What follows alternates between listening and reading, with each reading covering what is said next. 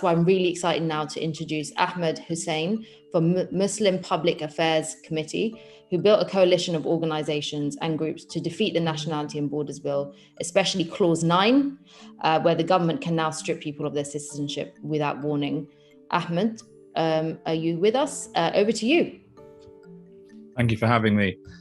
So Britain's systemizing of racism got a real boost in 2010 with the election of the Conservatives under a manifesto that blew all the usual right-wing dog whistles about benefits in Europe, but also the usual xenophobia, promising to bring immigration down to the tens of thousands. Now, obviously, that was never going to work. So if they couldn't keep their voters on side with substance, it had to be with symbols. So foreign-looking people were going to be used as public sacrifices to save face for the Conservatives, and so in came the hostile environment policy in 2012.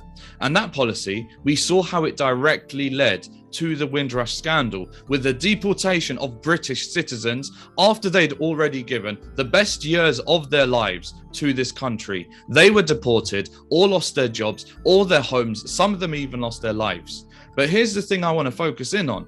It took the Tories 6 years to admit that the Windrush scandal was happening. There is no remorse from these ruling elites about what they've done. If there was any regret, they wouldn't have brought in the Nationality and Borders Act, which is going to destroy more lives. They wouldn't have brought in the Policing and Crimes Act, which will make it harder to loudly and proudly support victims of government injustice. So why are they doing all this? Why is a brown woman bringing in such painfully xenophobic legislation?